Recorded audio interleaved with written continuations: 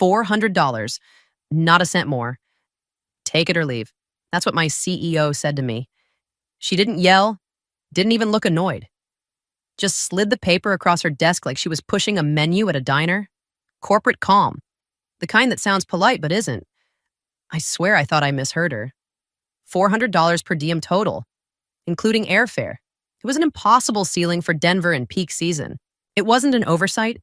It was a constructive discharge, a way to make the job impossible, so I'd either fail or quit. If you do not like it, you can quit. That part wasn't on the paper. She just added it, almost casually, like seasoning. Now let me back up, because that line didn't come out of nowhere. My name is Helen Mercer. I run strategic accounts at Alderon Analytics out of Seattle. For 7 years, I have been the one getting on planes to Denver, Austin, San Francisco. I built the West Coast market for us from basically nothing. Horizon Systems in Denver 18% of our revenue, I know that number because I fought for it. Apparently, I also account for 37% of our travel budget. Victoria tapped the page. The board wants a 15% operational reduction. Travel is up 22% year over year. We need discipline. Discipline.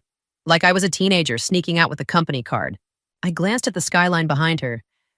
The room smelled faintly like burnt coffee. She'd probably been in back-to-back meetings all morning trying to look decisive. Does this apply to strategic accounts, I asked? Yes, across the board. Across the board. That's how they say you specifically without saying it. Seattle to Denver during business season can run more than $400 just for airfare. And she knew that. She is not stupid. MBA from Chicago, spreadsheet queen. This was not ignorance, this was strategy. Honestly, if you've ever had someone reduce years of your life to a cost center, you know that quiet feeling in your chest. Not anger, not yet. Just, okay. I said, can you send this to me in writing? She smiled. Of course. I signed the acknowledgement when the email came through. No argument, no speech. Then I stood up and said, thank you for everything. I saw it hit her. She expected a fight or panic. Instead, I gave her calm. Walking back to my office, I kept thinking about one thing. If I follow this rule exactly, something is going to break. I just didn't know who first. I did exactly what she told me to do. I booked the cheapest flight to Denver. One layover in Boise, 5 hours sitting in an airport that smelled like fryer oil and burnt coffee. I almost paid the extra for a direct flight. My finger hovered over the button. Then I heard her voice in my head. $400, not a cent more. So I closed the tab. The hotel was 20 minutes outside downtown. Thin towels. The hallway carpet smelled faintly like bleach. I kept every receipt. I swear I triple-checked the totals like I was studying for an exam. Horizon's quarterly review started stiff. Daniel Reyes nodded when I walked in. Not warm, not cold, just measuring. You took the late arrival, he asked. Budget cap, I replied. Had to. He didn't comment. Just moved into slides. We got through projections. Expansion timeline. Then their infrastructure lead. Marisol leaned forward. There's an issue with the migration sequence. We flagged it last night. I saw the email on the flight. I told her, let's walk through it. We did. It wasn't catastrophic, but it needed someone with authority to make a call. Around 8 that night, Daniel looked at me. Are you staying to finish this? My flight's at 6 in the morning. I answered. Change fee would push me over. Silence. Marisol glanced between us. So, what's the decision? I pulled up the revised policy email on my phone and slid it across the table. I'm operating under new travel limits. I can advise. Final approval will have to go through Alderon tomorrow. Daniel's jaw tightened. We needed you here. I'm here now, I said. Calm. Within policy. That's the shift right there. Before, I would have stayed, paid the difference myself if I had to. This time I didn't. We wrapped without full resolution. The next morning at the airport, Daniel called. Why weren't you there when we escalated? I followed the approved travel policy. A long pause. Understood. He finally said, not angry, just different. That's when I felt it. Nothing exploded, but something moved. The email came in at 9:17 on a Tuesday. Subject line expense clarification request. From finance. Please clarify $86 taxi reimbursement from Q2 last year. $86. I stared at it longer than I should have. That was the Denver trip where Horizon almost walked.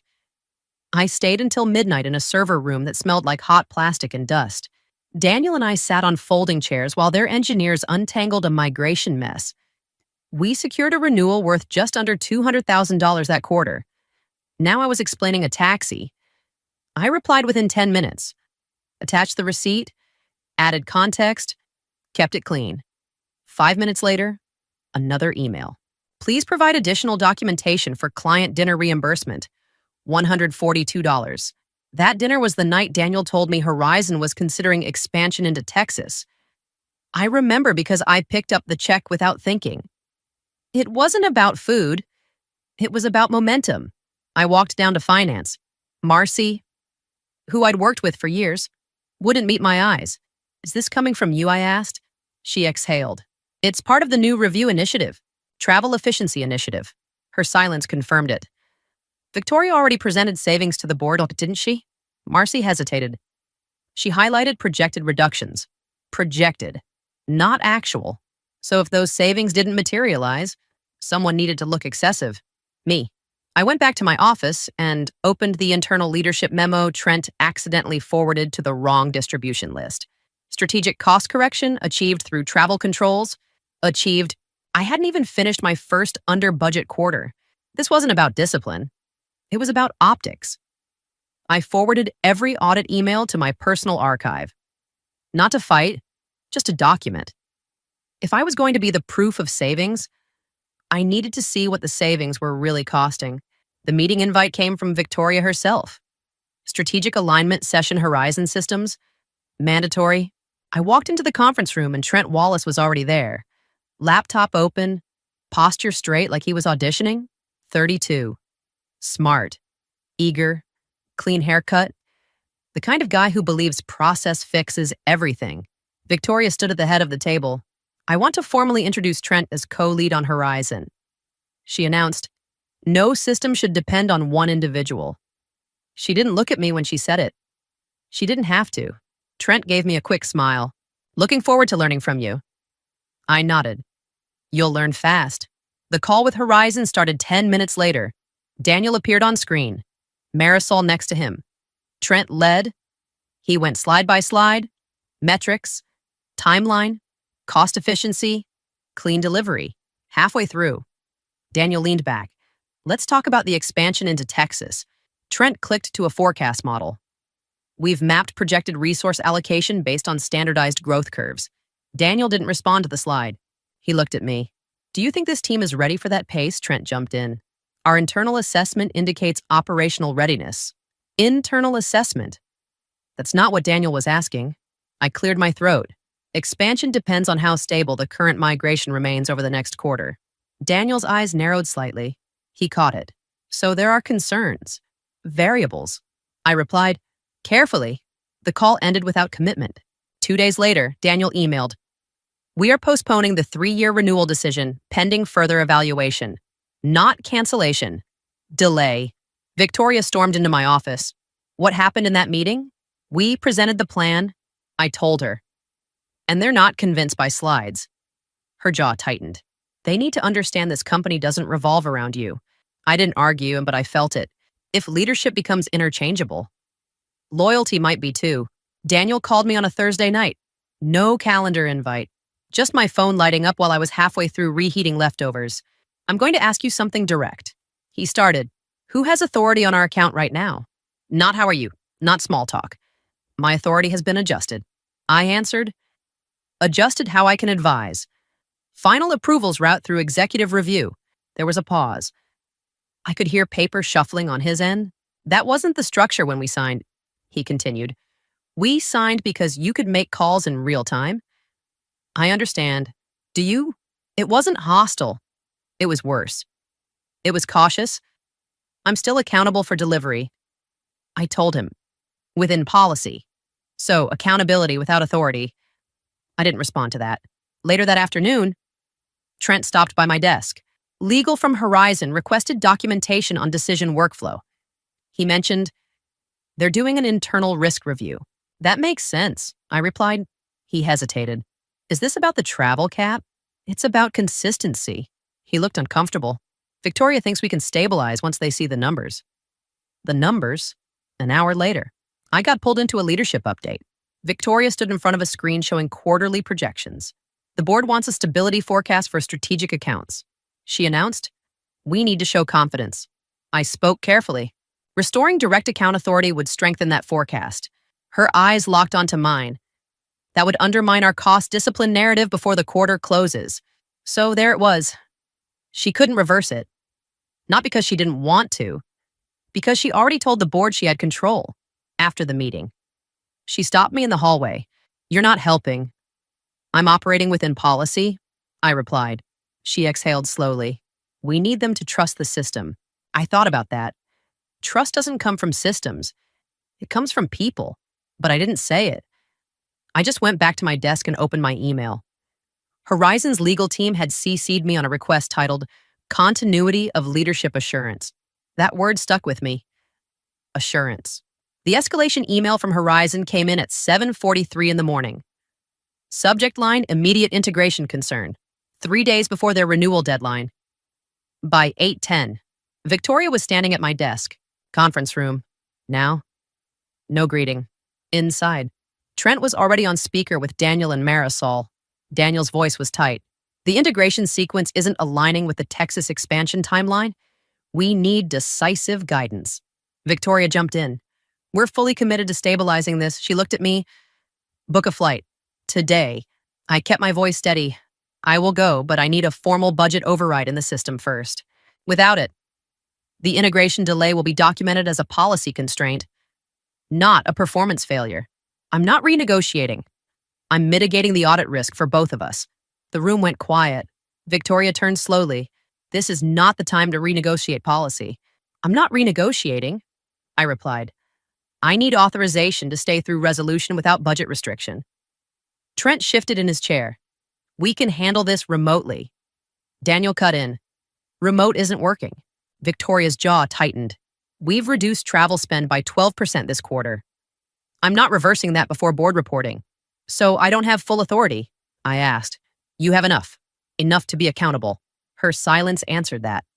Daniel spoke again. Who has final decision authority on expansion timing? Victoria glanced at me. Executive review, she answered. Daniel exhaled. That delay affects our capital planning. I leaned forward. I can be on the ground this afternoon. With restored authority, Victoria shook her head. We can't undermine our cost correction initiative. Cost correction.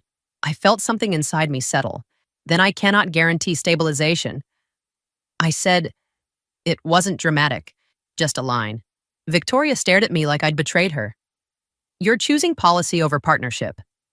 I'm choosing clarity over ambiguity. The call ended without resolution. Back at my desk, Trent avoided eye contact. You could have just gone, he muttered. And explain the expense afterward, I replied. That's not discipline. That's defiance. He didn't argue. That night, I sat alone in my apartment. The air carried a faint salt smell from the bay when I cracked the window. My phone buzzed twice with unread emails. I didn't check them. For the first time, I wondered if she was right. Maybe I'd become expensive. Maybe I was protecting pride. Then I replayed the call. Authority without permission isn't authority. It's liability. I wasn't stepping back to prove a point. I was refusing to carry weight that wasn't mine anymore. The renewal deadline was 3 days away. I closed my laptop and let the silence stretch. Tomorrow would show whether the system could stand without me. The email came at 10:12 in the morning. Subject renewal decision update. I opened it before anyone called me into a room. Horizon Systems will postpone renewal pending leadership stability review. Not termination, not approval. Postpone. Trent walked past my desk 5 minutes later. Pale. They delayed. He murmured, I saw... Victoria called an emergency executive session with the board that afternoon. I wasn't invited. Obviously. But walls in corporate offices aren't as thick as people think. Later, she briefed leadership. They're overreacting, she insisted. This is temporary hesitation. An older board member's voice carried through the partially closed door. Why were strategic personnel shifted mid-cycle cost discipline required operational adjustments? Victoria replied, "Did we evaluate relational dependency risk?" Another voice asked. "We can't allow accounts to hinge on individual travel habits." The board's audit didn't just look at travel receipts, they looked at key person dependency. By forcing me out through petty budget constraints, Victoria had created a single point of failure for 18% of the firm's revenue. That's not discipline. That's reckless endangerment of shareholder value. I kept working at my desk, answering routine emails like nothing was cracking. An hour later, Victoria stepped out, composed but tighter around the eyes. "The board has frozen further restructuring until audit review," she informed us. "We need to present stability." Trent looked at me. This time, he didn't try to argue process. I didn't smile. I didn't react. Daniel called later. "We're reviewing continuity planning internally." He told me, "I understand. This isn't personal." I know. And that was the truth. No one yelled. No contracts exploded. But 18% of our annual revenue was now suspended in midair. Metrics look clean on slides. They don't show hesitation in someone's voice. I shut my laptop that evening and waited for the next move to surface. Horizon didn't renew. The official notice came in clean. Legal language. After internal review, we've decided not to proceed with the 3-year extension. Victoria forwarded it to leadership with one line. "We anticipated volatility." I didn't respond. 30 days passed. No drama, just space. Then Daniel called. "We'd like to explore something different," he began. "A retainer-based advisory arrangement. Directly with you?" I stayed quiet long enough for him to continue. "We don't need your company. We need your judgment. I'm under a non-compete," I reminded him. "Does it prevent you from accepting work?" Daniel asked. I'd already cleared this with my counsel. The non-compete covers solicitation of Alderon's active contracts. But since Horizon officially terminated their renewal, their RFP was a new market event. I've reviewed the language. I told him, "As long as the client initiates the bridge, I'm in the clear. I want this clean." He added, "So do I." I met with an employment attorney 2 days later. She read through my contract, tapping the page with her pen. "You can't approach them," she explained. "But they approached you. That's different. You'll need clear documentation of the timeline." "I've kept everything," I replied. "We structured it carefully. Fixed monthly retainer. Strategic advisory scope only. No access to Alderon proprietary systems. No overlap with active contracts." Daniel reviewed the draft.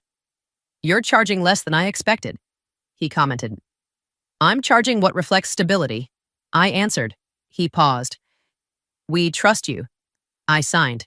No applause. No fireworks. Just a clean transfer of weight.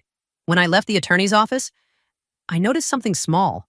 I didn't have to calculate whether the taxi ride back would exceed a cap. I submitted my resignation on a Monday morning.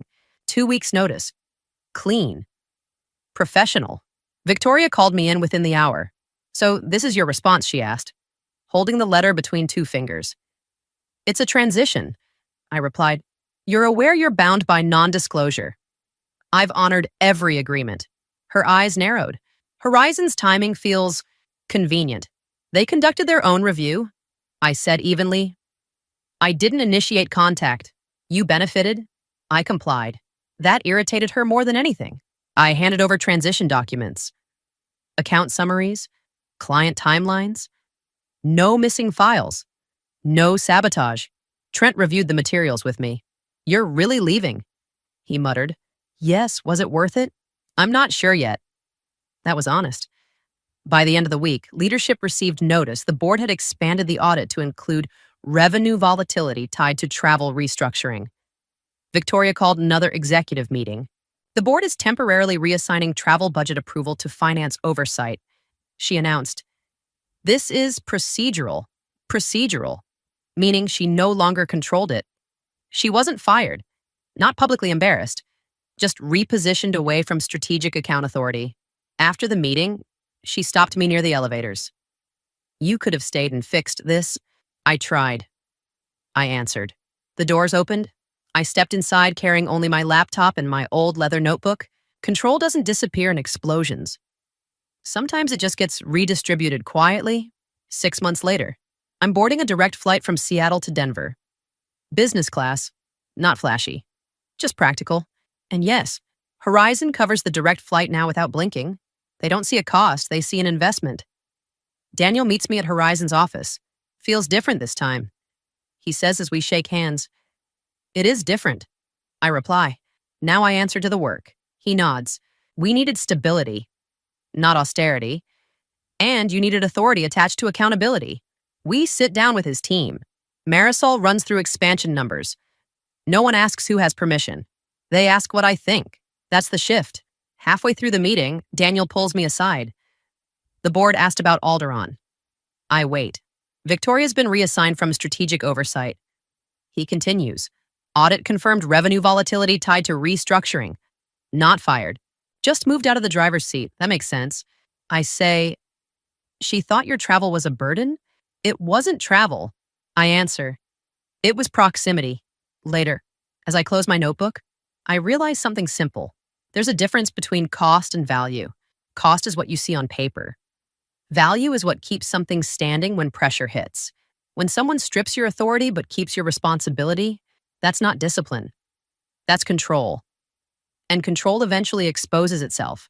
In the end, Victoria managed the spreadsheet, but I managed the social capital. If you find yourself being reduced to a line item, remember a company can buy your time, but they have to earn your relationships. Everything else is just overhead. They thought my travel was a burden. They forgot it was the bridge. They owned the name on the building. I owned the names in my notebook. And that part, no policy ever controlled. By the time the CEO's son refused to shake my hand, the deal was already dead. He just didn't know it yet. The room didn't either. They thought I was there to observe, to approve paperwork, to sit quietly at the edge of a table built by their last name. What they didn't understand was simple. Without the $2.9 billion I controlled, nothing in that room would close. And when he dismissed me in front of the board, he didn't insult me. He reclassified the capital. By the next morning, that capital was no longer theirs, and neither was the illusion of control. Whitmore Tower stood where the old brick headquarters used to be. I'd been there years ago when the founder's portrait hung in the lobby. Oil paint, stern expression, a man who built things slowly. That portrait was gone. In its place, a wall-sized digital display flashing the company's new slogan, "Accelerate boldly." The marble floors were newer, the glass cleaner, the branding sharper. But something else was gone too. Memory. 20 years ago, I sat in another boardroom like this, another charismatic executive promising growth no one could responsibly finance. 3 years later, I stood in a union hall facing retired factory workers who had just learned their pensions were gone. No yelling, no theatrics, just men and women in their late 60s recalculating whether they could afford insulin. That was the day I stopped confusing charm with stewardship. And I never made that mistake again. At the security desk, I handed over my ID. The receptionist clipped a temporary badge to my jacket. Visitor Mercer Institutional Capital. Visitor. I didn't correct it. In my portfolio were the final confirmations for $2.9 billion in institutional anchor capital money that didn't belong to me. It belonged to teachers, to firefighters, to public workers who had trusted the system to protect their retirement. I wasn't here to be impressive. I wasn't here to be included. I was here to make sure the room understood who was carrying the weight. The elevator doors closed, and I reminded myself respect is not requested. It is structured. The boardroom was already half full when I entered. Men and women in their 50s and 60s, directors who had weathered recessions. Some I recognized, some pretended not to. I took my seat quietly. Not at the head of the table, not at the end, somewhere in the middle, close enough to matter. The door opened a few minutes later. Daniel Whitmore walked in like someone who had rehearsed this day for years. It was his first major meeting since his father had formally introduced him as co-president the month before. The company newsletter had called it a generational transition. The business press called it legacy continuity. He shook hands with the senior directors first, firm, confident, measured eye contact. When he reached me, that I stood and extended my hand, and he looked at my badge. Visitor Mercer Institutional Capital. His eyes flicked back to my face, and then he smiled, not warmly. Politely, "But we don't need vendor reps at the strategic table," he said. A small pause, then he added, almost lightly, "This is leadership session." There it was, not confusion. Dismissal. Someone at the far end of the table let out a soft chuckle and immediately masked it with a cough. Another director said, "Let's stay focused," without looking at me. The CFO did not smile. I kept my hand extended. Not pleading, not offended, just present. Daniel waited for me to correct him. I didn't. I lowered my hand slowly, on my own terms, then and returned to my seat. He moved on as if nothing had happened. "Legal will handle capital sign-off," he said. Opening the merger deck, we're aligned there, across the table. I saw it, the flicker in the CFO's eyes. That was the moment. Not the insult, the assumption. Daniel wasn't trying to belittle me. He was trying to prove something. To his father, to the board, maybe to himself. He had been handed a seat at the table and was determined to show he controlled it. But he didn't understand the room. And rooms like this don't punish ego. They punish miscalculation. I folded my hands and listened. Without that money, the deal couldn't legally close. And he had just declared he didn't need the person who controlled it. Chapter 3, What He Didn't Understand. Let me explain something without turning this into a finance lecture. The $2.9 billion wasn't sitting in Whitmore's account, waiting to be spent like discretionary cash. It was waiting for recognition. Structured, protected, conditional. That money represented teachers' pensions, firefighters' retirement funds, public workers who had already lived through one executive's overconfidence. It represented people who had trusted the wrong room once before and paid for it with years they couldn't earn back. It wasn't my money. It was my responsibility. And responsibility has rules. If Whitmore Industries wanted that capital released, they had to formally recognize the authority behind it. Not socially, not symbolically, but structurally. And that wasn't ego, that was protection. Buried in the agreement between the valuation models and the closing conditions was a clause most executives skim past because it feels technical. It wasn't dramatic language. It wasn't written to intimidate anyone. It was written to prevent exactly what had happened. In simple terms, it said this: if the person legally responsible for the capital is publicly dismissed, excluded, or materially misrepresented during governance proceedings tied to the transaction, the commitment automatically moves into review, not withdrawn, not punished, reviewed. That distinction matters. Review doesn't remove money overnight. It pauses certainty. And in large transactions, certainty is oxygen. Banks don't wait for emotion to cool down. They wait for clarity. And if clarity disappears even briefly, credit tightens. Without confirmed anchor capital, the merger could not legally close. It wasn't personal. It was structural. After the meeting ended, I didn't storm out. I didn't correct Daniel in the hallway. I didn't demand an apology. I sat in my car and replayed the room. Was this pride or was it risk? If he had pulled me aside privately and clarified roles, that would have been different, but he hadn't. He had reframed the authority behind the capital in front of the board, or STA, in the very session where governance alignment was being documented, and that mattered.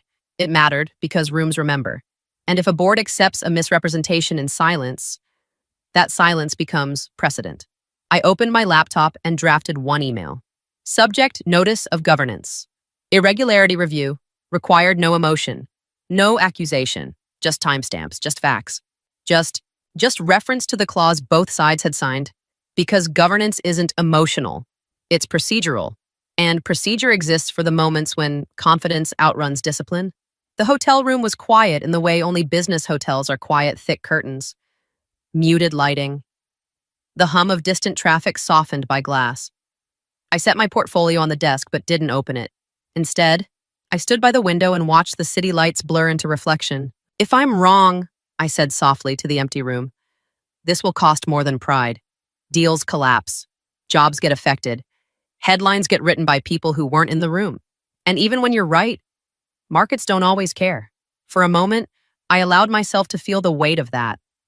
This wasn't about winning an argument. This was about pulling friction into a machine already in motion. I sat down and replayed the meeting in my head. Daniel's tone. The subtle smile at the far end of the table. The CFO's pause. Had I misread it? Had I reacted too quickly? Or had I simply refused to normalize something that would echo later? I picked up the phone and called my senior partner. He answered immediately. I saw your email. He said, do we escalate? We don't escalate, I replied. We document. A quiet pause. And convert the status, yes. Another pause longer this time. You're certain? I looked at my reflection in the window. No, I wasn't certain. Certainty is a luxury in rooms like that. Discipline is not. If we ignore this, I said quietly, that we're telling every boardroom that capital authority is ceremonial, that it's optional. He exhaled slowly. You know what that triggers? I do. Once it moves to review, the banks will react. Yes. Silence again. Then, simply understood. The status shifted. Committed became conditional review. Nothing dramatic happened in that moment. No alarms, no notifications in the room around me. Just a classification change in a system designed for exactly this purpose. I turned off the lights and lay down. I didn't feel triumphant. I didn't feel angry. I felt responsible, and that was enough to sleep. At 7:12 a.m., the status changed. No announcement, no headline, just a quiet update in a compliance system most people never think about. Committed to conditional review. That single shift meant one thing: the money was no longer assumed. By 8:47 a.m., the first alert reached Northbridge's risk desk. A governance review flag attached to $2.9 billion in anchor capital is not something lenders ignore. It doesn't matter how strong the projections look. If the foundation moves, the structure pauses. By 9 o'clock a.m., the banks noticed. By 9:03, the CFO's phone rang. We need confirmation of anchor stability, the risk officer said evenly. We've received a review notice. It's procedural. Mark Halpern replied. We're clarifying. Until it's clarified, the voice answered. Our exposure committee will suspend leverage. That was the moment the oxygen thinned. Without confirmed anchor capital, the merger couldn't legally close. Not emotionally, not reputationally. Legally. Daniel Whitmore was not in the CFO's office when that call ended. He was rehearsing a media briefing. At 9:30 a.m., my phone rang. His name on the screen? There seems to be a misinterpretation, he said carefully. There was a representation. I replied. A beat of silence. You're overreacting. I'm responding. He exhaled sharply. You're putting thousands of jobs at risk over a misunderstanding. That's not what put them at risk, I said quietly. Uncertainty did.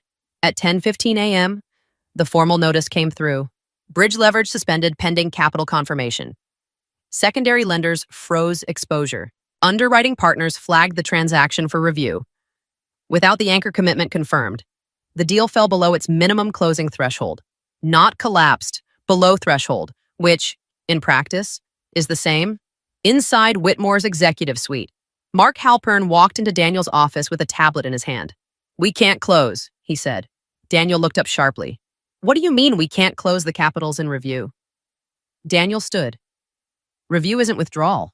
Halpern didn't raise his voice. In this market, he said quietly, it's the same. Silence. The kind that doesn't erupt. The kind that recalculates. Daniel's jaw tightened. For the first time since stepping into the boardroom the day before, he wasn't defending a position. He was realizing the weight of it. Not because I had pulled money, but because I had removed certainty. And markets, like people, do not tolerate rooms that misrepresent who holds the authority to decide. The emergency board meeting was not loud. No one slammed binders. No one raised their voice. It was controlled. Which is worse, controlled rooms don't explode. They adjust. The independent director spoke first, and his tone steady. Did you dismiss the capital signatory during session? Daniel sat upright. Jaw set. I clarified roles, he said. There was confusion about who was handling documentation. Across the table, Mark Halpern didn't soften it. You misrepresented them, the CFO said.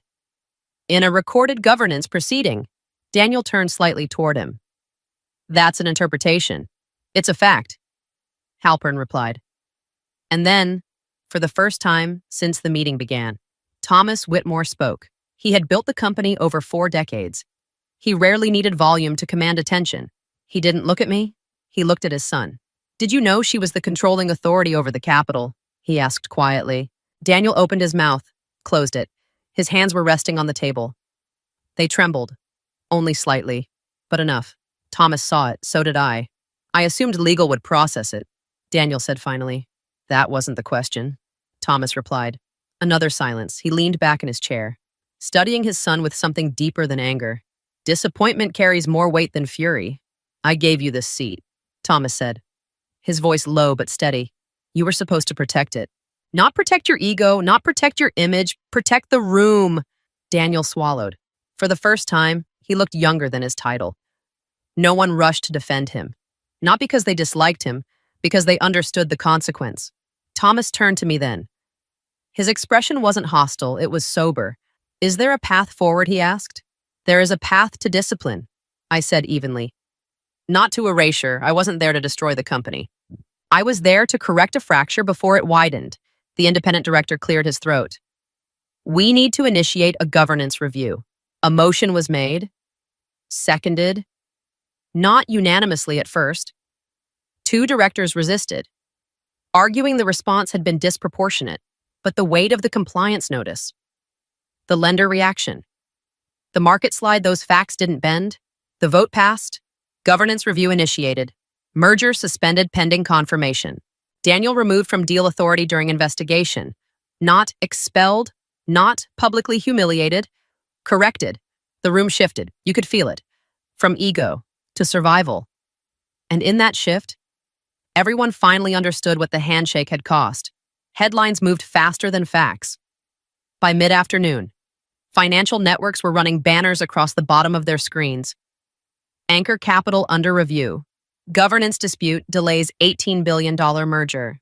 Commentators filled the gaps with speculation. Some called it fiduciary discipline, a necessary correction in a market that had grown too comfortable with legacy succession. Others called it excessive rigidity. Was this an overreaction, one analyst asked? Did one exchange justify destabilizing a transaction of this scale? The stock dropped 12% before the closing bell, not catastrophic, but sharp enough to rattle confidence. Daniel released a statement before sunset. It described the situation as procedural clarification. It emphasized continuity, resilience, and long-term strength. Markets don't react to tone, they react to doubt, and doubt had entered the bloodstream. Inside Whitmore's headquarters, the atmosphere changed. The first few days were tense. Directors met in smaller clusters. Some privately argued that the clause had been too aggressively enforced. Others questioned whether Daniel had been set up to fail. Family businesses are rarely clean. They carry pride like inheritance. Behind closed doors, not everyone agreed with the reforms being drafted. 2 senior board members pushed back hard against removing Daniel from deal authority. One suggested that doing so would signal instability to competitors. The independent director responded bluntly, "What signals instability is pretending nothing happened. The governance vote passed, but not without friction, and friction leaves marks." Thomas Whitmore called me 3 days later, not from the executive suite, from his home office. His voice was quieter than it had been in the boardroom. "I built this company on relationships," he said. "Trust, personal loyalty, long memory. I didn't interrupt, but I also built it on discipline." He continued, "And I may have confused the two. There it was. Not an apology. Recognition. Relationships require recognition," I said. "Otherwise, they become assumptions." He was silent for a moment. "I thought I was preparing him," he said finally. "I didn't realize I was shielding him." That is the risk in succession. You protect someone long enough, and they mistake protection for authority. He didn't argue. He didn't ask me to reverse the review. He understood that this wasn't about punishing his son. It was about protecting the system his son would someday inherit. And systems, unlike reputations, do not survive on loyalty alone. The emails came in waves. Some were measured and professional. Others were sharp. Half said I had protected integrity, that governance meant nothing if it bent under pressure. Half said I had destabilized jobs that in a fragile market, even a temporary review could ripple outward into layoffs, frozen hiring, stalled expansion. Neither side was entirely wrong. Late one afternoon, a junior analyst from our team stood in my doorway. She had been with us less than 2 years. Smart, careful, still learning how power moves. "Can I ask you something?" she said. "Of course." She hesitated. Was it worth it? It wasn't accusatory, it was genuine. On the credenza behind my desk sat a framed photograph I kept for reasons most people in finance don't understand.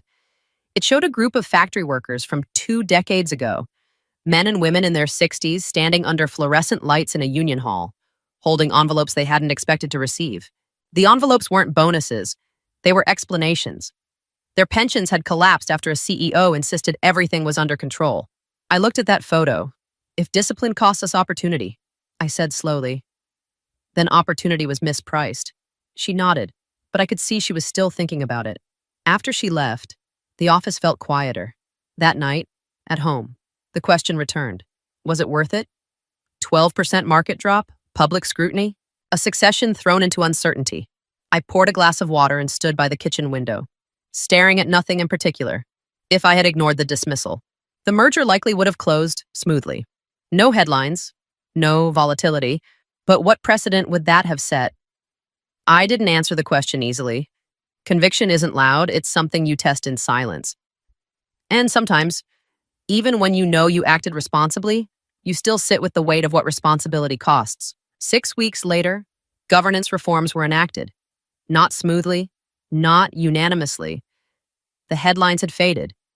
But inside Whitmore Industries, the adjustments were still grinding through committees and late-night calls. An independent oversight committee was formed, chaired by the same director who had first asked the uncomfortable question in the emergency session. Its mandate was simple: on paper review succession protocols, clarify capital authority recognition, and codify escalation triggers. In practice, it meant rewriting habits, and habits resist revision. 2 directors argued openly against the extent of the changes. One warned that overcorrection would signal weakness to competitors. Another suggested the board had overlearned from a single incident. But markets had not forgotten the 12% drop. Banks had not forgotten the compliance flag. Memory has leverage. Daniel was formally removed from the succession track pending governance certification and board reevaluation. It wasn't announced as a demotion. It was framed as developmental recalibration. Corporate language is often gentler than reality. Thomas retained the CEO role temporarily. Publicly, he called it continuity. Privately, it was stabilization. 6 weeks after the initial review notice, Whitmore's general counsel requested a formal meeting with Mercer Capital. No assumptions this time. Before any slide deck was opened, before any valuation models were referenced, the first item entered into the minutes was a written acknowledgement of fiduciary authority. Representation requirements. Clear, recorded, unambiguous. Daniel was not in the room. Thomas was. The oversight committee chair was. The CFO was. The tone was different. Less performance, more precision. I listened. I asked questions. I watched for posture, not projections. When I finally signed the amended capital release agreement, it wasn't a restoration of the old structure. It was a revised one. Permanent board seat tied to anchor capital representation. Automatic escalation triggers for governance misalignment. Mandatory certification in fiduciary governance for all future executive successors. Protection, not punishment. As I closed my folder, Thomas met my eyes. This time, there was no assumption in the room, only structure. And structure, when respected, outlasts legacy. It happened without witnesses. No board members, no legal counsel, no headlines waiting to interpret the moment. Evelyn was walking toward the elevators when Daniel Whitmore stepped out of a conference room down the hall. He paused when he saw her. For a brief second, the weight of everything that had happened stood between them, not hostile, just acknowledged. He approached first, not quickly, not defensively. I asked to sit in on the oversight committee. He said, as an observer, there was no pride in the statement, only effort. Then he extended his hand. I misunderstood the room. This time, he did not look at her badge. He looked at her. Evelyn studied him quietly. Growth rarely announces itself with speeches. It shows up in posture, its intonement and humility. She took his hand. Power isn't inherited, she said. It's recognized. The elevator doors opened behind them. But before stepping inside, she added gently, and recognition starts with listening. Daniel nodded once. I'm still learning, he said. That mattered more than the apology. They entered separately. The doors closed. No applause, no victory music, just forward motion. There's a lesson here that extends far beyond boardrooms and billion-dollar deals. Respect is not about courtesy. It is about structure. It is about understanding who holds responsibility and honoring it before you're forced to. When we dismiss people based on assumption, we often misunderstand the room. And when discipline feels uncomfortable, that discomfort is usually protecting something larger than pride. And if I had stayed silent that day, no one would have known, except me. That is often where integrity lives, not in public victories, but in private decisions. If this story made you reflect on a moment where you were underestimated or where you may have underestimated someone else, I'd love to hear it. What would you have done in Daniel's position? Would you have triggered the review if you were in Evelyn's seat? Share your thoughts in the comments. Your perspective might help someone else recognize the room they're standing in. And if you value stories about accountability, legacy, and quiet strength, consider subscribing. The next story explores a different kind of power and a different kind of room. Sometimes the hardest lesson isn't learning to lead, it's learning to listen. B4 was never meant to impress anyone. It was the operations garage concrete, oil stains, early shift supervisors, delivery drivers grabbing coffee before sunrise. Executives usually parked upstairs, closer to the glass lobby and polished floors. That morning, I chose B4 on purpose. I had helped design this building 22 years ago. Back then, my name signed off on construction budgets and compliance plans. Today, officially, I was listed as founding board advisor, which is corporate language for respected, but no longer in daily control. Most of the employees down here had never met me. That was fine. I preferred it that way. I eased my sedan into the space marked Reserved Executive. The sign was new. The paint on the floor wasn't. I shut off the engine and stayed seated for a moment, listening to the building hum awake. Forklifts in the distance, truck doors slamming, radios crackling. Then a black sports car swung in fast and stopped sideways in front of my hood. Not an accident, a statement. The driver's door flew open and a young woman stepped out, phone already raised, camera facing her. She wasn't talking to me. She was talking to the internet. "Look at this," she said brightly into her live stream. "Some old lady just parked in Daniel Price's spot." She turned the phone so her viewers could see my car. "He runs HR," she continued. "And trust me, everyone listens to him." Her name tag read, Lily Carter, intern, 3 weeks in the building at most. The ink on her badge still looked fresh. I stepped out of my car, slowly. "I'm sorry," I said calmly, loud enough for her phone to pick up. "Is this Mr. Price's space?" She smiled sharp. Confident, very sure of herself. "Yes," she said. "And he doesn't like people disrespecting him." Behind her, 2 warehouse supervisors had paused mid-conversation. A driver leaned against his truck, watching. No one intervened. Not because they were afraid of her, because they were careful around Daniel. I looked at the sign again, then I nodded. "Congratulations," I said. Her smile widened, as if she'd won something important. I got back into my car, reversed slowly, and moved to an unmarked space across the row. As I walked toward the stairwell, I heard her laugh into her phone. "See, that's how you handle it." I didn't correct her.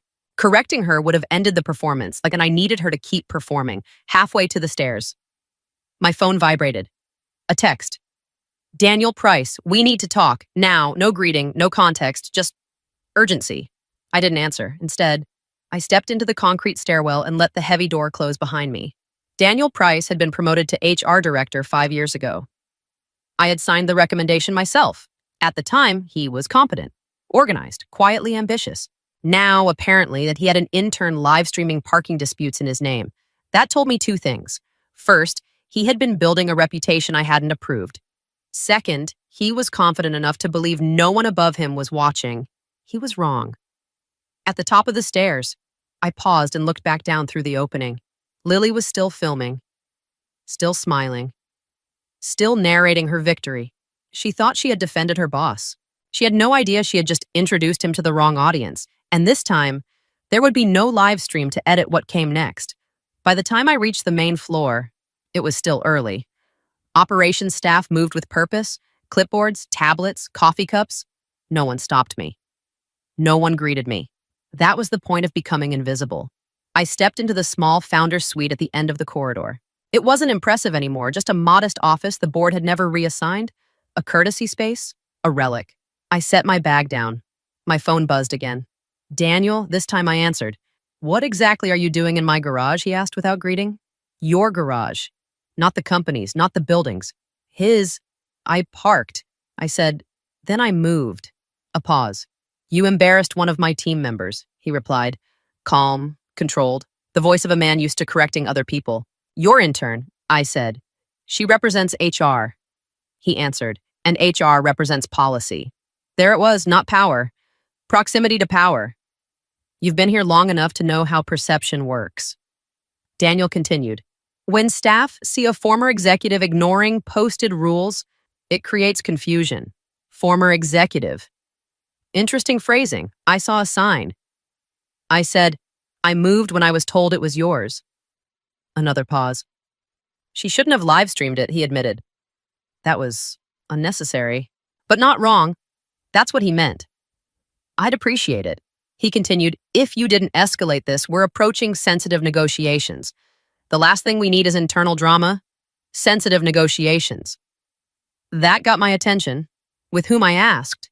That's not relevant to you, he said smoothly. That told me everything. Negotiations meant leverage. Leverage meant someone wanted something. And when HR starts guarding parking spaces like territory, it usually isn't about parking. Daniel, I said evenly, why does an intern feel comfortable speaking for you publicly? She's ambitious. He replied, I mentor ambitious people. And do you also encourage them to threaten employees on camera? His tone cooled. She didn't threaten anyone. She implied retaliation. I said, in your name. Silence stretched longer this time. Then you're not operational anymore, Daniel said. You don't see what I see. This company needs stronger boundaries, not nostalgia. Stronger boundaries. From HR. Interesting. I signed your promotion letter, I said quietly. And I've grown since then, he replied. That wasn't arrogance, that was a warning. We'll handle it internally. He continued, there's no need for you to insert yourself. Insert myself into the company I built. I won't insert myself, I said. Unless I have to. We both understood the meaning. If he kept this small, I would keep it small. If he didn't, I wouldn't. Good, he said. The line disconnected. No goodbye. I set the phone down slowly. On my desk sat a framed photograph from 20 years ago. A ribbon-cutting ceremony. Hard hats, smiles, Daniel in the background. 3 rows back, barely visible. Back then, influence had to be earned. Now it seemed to be performed. I opened my laptop and logged into the internal dashboard. I still had access to not administrative control, but visibility. Visibility was enough. If Daniel was guarding territory, something of value was nearby. And parking spaces were rarely the real issue. Later that morning, the building settled into its usual rhythm. From my small office, I could hear the steady hum of routing calls and dispatch confirmations. Nothing looked unusual on the surface. Orders were moving. Trucks were leaving on schedule. Screens and operations glowed green. If Daniel was right, this should have ended in the garage. It didn't. 10 minutes after our call, an internal notification appeared on my dashboard. Not dramatic, not flashing red, just a small flag in the compliance feed, temporary access override zone. Zone C, housed restricted shipping data. International routing contracts, volume agreements, carrier penalty structures, not something interns casually wandered through. The timestamp read 8:14 a.m., right around the time Lily had been live streaming in B4. I clicked into the details. Access granted through a temporary escort credential. Holder L. Carter Temp, not executive clearance. Escorted clearance. That meant someone with authority had walked her through a restricted area and used their own credentials to open the doors. I leaned back slowly. This wasn't a rogue intern hacking systems. This was someone bringing her inside. I checked the access chain. The escort credential had been issued under HR onboarding privileges. Daniel's department. He hadn't personally scanned in, but he didn't need to. HR had the ability to generate temporary escort passes for orientation purposes. It was meant for vendor tours and compliance training, not live stream content. I closed the window and sat very still. If Lily had only been loud in a parking garage, this would have been embarrassing. If she had recorded anything inside Zone C, it was different. I opened the internal media monitoring panel, a tool we use to track unauthorized disclosures. Within seconds, a flagged clip appeared. It wasn't obvious at first, just a shaky video posted to her social account. But in the background, barely visible behind her shoulder, were screens displaying live carrier penalty adjustments. Numbers most employees never saw. I watched the clip twice. She had turned her camera toward herself, laughing. She hadn't realized what was visible behind her. But someone else might. I picked up my phone.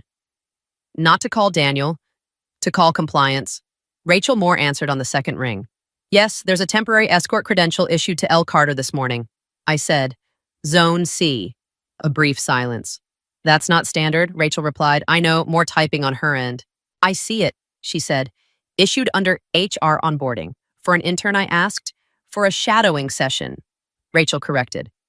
Her voice had cooled slightly. That's the justification entered. Shadowing. In restricted logistics, I let the word sit between us. Rachel, I said evenly, if that clip spreads and someone screenshots the data behind her, what happens? We breach confidentiality clauses with 3 international carriers? She answered immediately. And we trigger review from our largest client. There it was, not parking, not pride, exposure. Do you want me to escalate, she asked, not should we? Do you want me to? Founder authority still carried weight, not operational, but strategic. Not yet, I said. Freeze any additional escort credentials issued by HR this week. Quietly. You think this is larger? I think Daniel is guarding something, I replied. And Lily may have just walked too close to it. Rachel didn't argue. I'll contain it for now, she said. When the line disconnected, I stared at the paused video frame on my screen. Lily was smiling into her phone. Behind her, sensitive contract data flickered in fluorescent light. She had wanted attention. Daniel had given her access. And neither of them seemed to understand that the real danger wasn't embarrassment. It was traceability. I minimized the window and folded my hands on the desk. The garage had been loud. This part would be quiet. And quiet damage is the kind that lasts. By early afternoon, the building was still running, but the rhythm had shifted. It wasn't loud. It wasn't obvious. It was procedural. At 12:07 p.m., HR received an automated notice. Temporary escort credential. Hold pending compliance review. No accusation. No alarm, just a hold. Daniel noticed within minutes. I know because he walked past my office at 12:18. Not stopping. Not knocking, but walking slower than usual.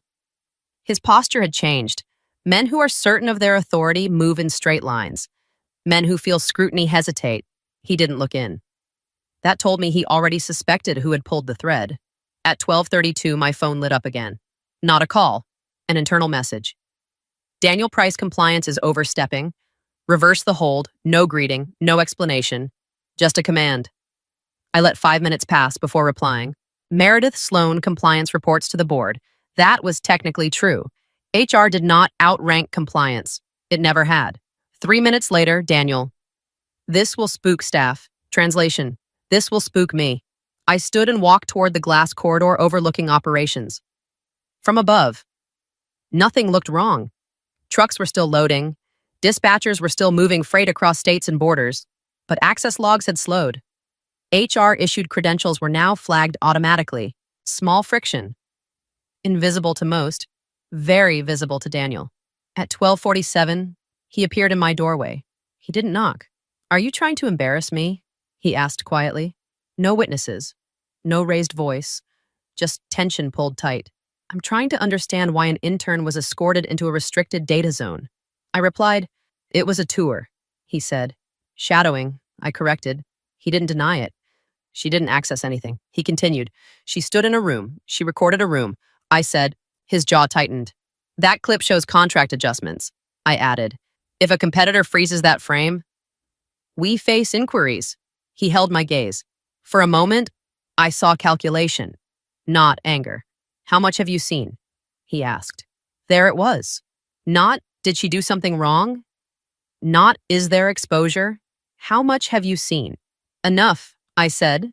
Silence stretched between us. Then he shifted tactics. You're not operational anymore, he reminded me. You don't understand the negotiations in motion. You mentioned negotiations this morning. I said evenly. With whom? He didn't answer directly. Certain carriers are being repositioned. He said, fee structures adjusted. It's strategic. Strategic. That word again? Through HR, I asked. A flicker in his expression. Small but real. HR had authority over hiring, not carrier penalty structures. Temporary vendor classifications, he replied. It's legal. Legal was not the same as ethical, and neither guaranteed it was compliant with disclosure obligations. You issued multiple escort credentials this week. I said calmly, not just Lily's. His eyes sharpened. You've been watching logs. Yes, and you froze my department. I froze temporary credentials, I corrected. If everything is clean, this resolves quietly. He studied me carefully. You don't want this public, he said. It wasn't a question. No, I replied. I don't. Neither of us did, I replied. A public compliance review would hit share price, client confidence, and upcoming negotiations. But silence only works if there's nothing to hide. He stepped closer to my desk. You're stepping into territory you no longer control, he said. And you're walking interns through rooms they don't belong in. I answered. His composure thinned just slightly. You think this is about a parking space, he asked. No, I said, I think you're moving something under HR cover. Think. We stood in silence, not shouting, not threatening, measuring. Finally, he straightened. If you continue this, he said, you won't just hurt me. That was the closest he'd come to honesty. You'll destabilize the company. There it was. Not ego, exposure. I won't destabilize anything. I said quietly. I'll clarify it. He held my gaze for another second. Then he left without another word. From the corridor window, I watched him walk toward the HR wing. His stride was tighter now, not frantic, but no longer relaxed. Pressure in a company doesn't start with headlines. It starts with friction, access holds, audit trails, questions no one expected to answer. The garage had been noise. This was structure. And structure is far harder to outrun. The next alert came at 3:16 p.m., not from HR, from finance. Rachel forwarded it with one line. You should see this. I opened the attachment. It wasn't dramatic. Just a spreadsheet comparing carrier penalty assessments over the last quarter. At first glance, everything looked routine: late delivery fees, route deviations, standard deductions. Then I noticed the anomaly. 3 carriers had accumulated repeated violations, missed windows, incorrect routing, contract breaches. Normally, those penalties would have been automatic. Instead, their fees had been reclassified, not erased, reclassified, under a temporary designation, preferred vendor adjustment. I sat back slowly. Preferred vendor status wasn't assigned by logistics. It was granted during onboarding, a classification HR could initiate when bringing in new contractor relationships. Temporary. Subject to review, but powerful while active. I scrolled further. The 3 carriers shared something in common. They had all been approved within the last 6 weeks, all entered through HR onboarding, all tied to the same internal sponsor, Daniel Price. I picked up the phone. Rachel answered without greeting. You see it, she said. Yes, they've avoided over $2 million in penalties so far, she continued. If those adjustments had been applied correctly, the carriers would have been flagged for review and possibly replaced. I said, yes. I stared at the numbers again. $2 million in avoided penalties didn't break the company, but it changed leverage. Carrier contracts were negotiated based on performance metrics. Lower penalties meant stronger positioning. Stronger positioning meant influence during upcoming negotiations. The ones Daniel had mentioned. This isn't sloppiness, Rachel said quietly. No, I agreed. It's structured. The system hadn't been hacked. It had been used, carefully, temporarily, long enough to benefit someone before anyone noticed. Do you want me to escalate to the board? Rachel asked. Not yet. If we move too fast, Daniel would frame this as a procedural disagreement. If we waited too long, the pattern would deepen. Pull the full 6-week credential log. I said, every escort, every vendor onboarding, and Daniel. For now, I replied, watching the numbers on my screen, we let him think this is still about a parking space. The audit window began at 2 p.m., 72 hours. That was the timeline the board had approved. Compliance would pull documentation. Outside counsel would review. And HR was instructed to preserve all related records. Preserve, not modify, not reclassify. Preserve. At 4:18 p.m., Rachel called. He's active, she said quietly. Doing what I asked. Backdating memos. I closed my laptop slowly. Daniel wasn't deleting records. That would be obvious. He was filling gaps. Internal justification notes were appearing in the vendor files, each one timestamped earlier in the quarter. Language like strategic reclassification, temporary adjustment, negotiation, leverage, protocol, board, adjacent review. Preliminary, carefully worded. Legally cautious, recently uploaded. Are the system logs clean? I asked. For now, Rachel replied. But metadata doesn't lie. Good.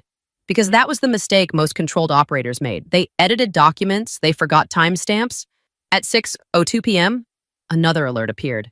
2 of the 3 flagged carriers had new compliance attachments added to their files. Letters of intent, signed, dated 6 weeks ago. I looked closer.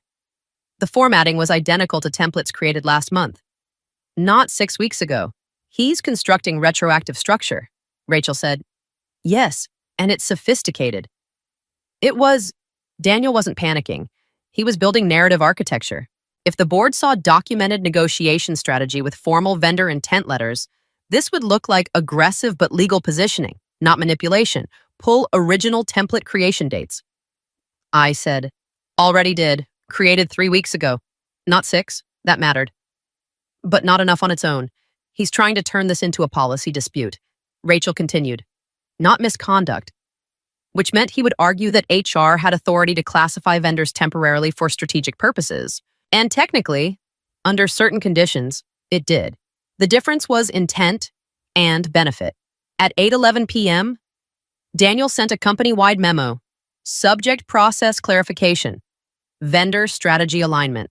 He framed the adjustments as part of a larger operational modernization.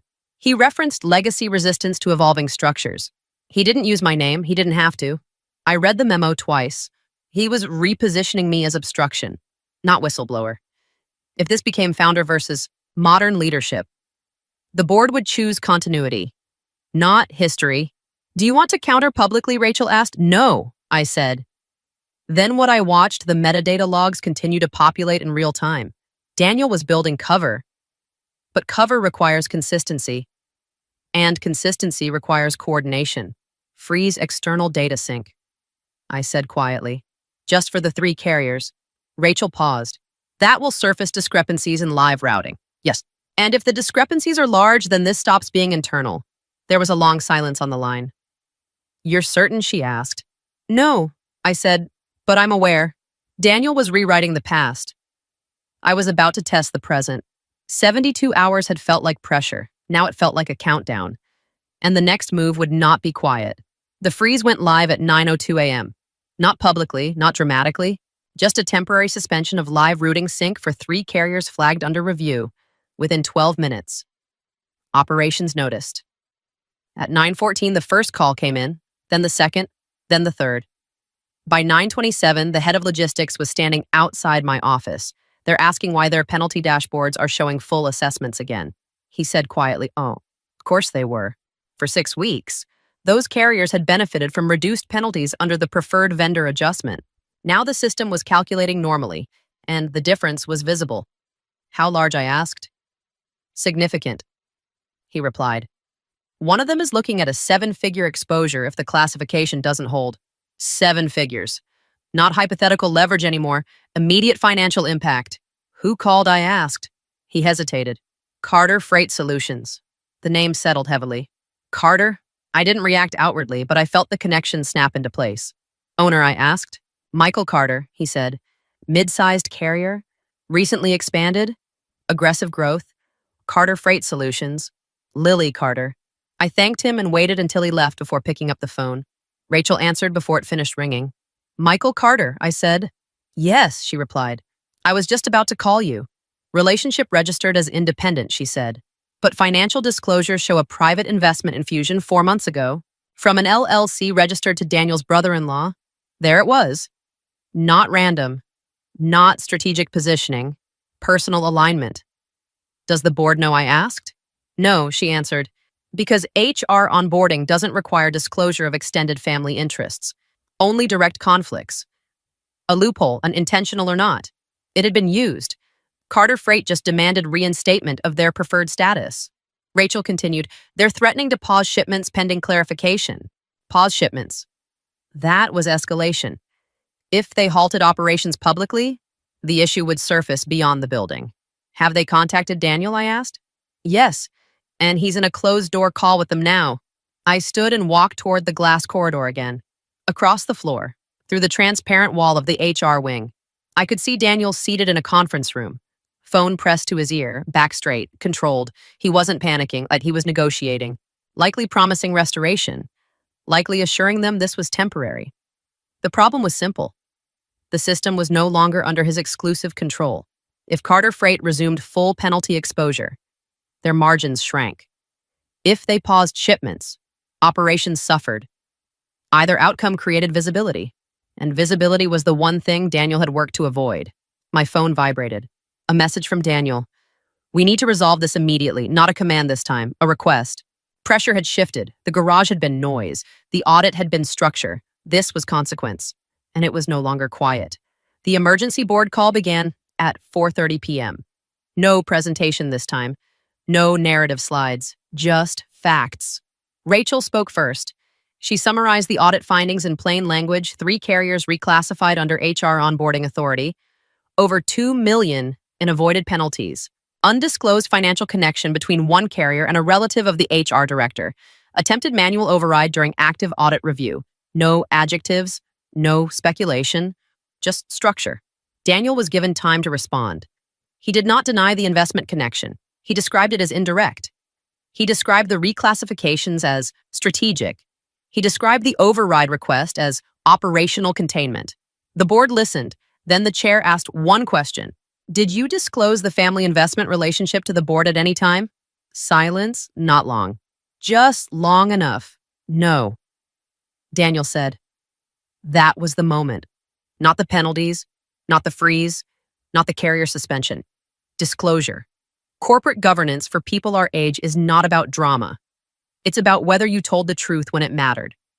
The vote was called immediately. Temporary suspension pending full external review. Removal of HR authority, effective immediately. Access credentials deactivated at the close of session. 7 in favor, 2 abstentions, none opposed. Daniel remained composed. He nodded once, professional to the end. Security was not called. It didn't need to be. His badge stopped working before he reached the elevator. Carter Freight resumed shipments the next morning under standard penalty terms. They had recalculated their position overnight. Leverage disappears when oversight becomes real. By the following week, an interim HR director was appointed. Compliance authority was reaffirmed. A new disclosure requirement was added to vendor onboarding. Quiet corrections, structural corrections, no press release, no spectacle, just alignment. The next Monday, I parked again in B4. The sign still read reserved executive this time. No one challenged it. Not because they recognized me, but because policy had been clarified. I shut off the engine and stepped out into the cool air. Daniel had not been arrested. He had not been humiliated. He had been held accountable.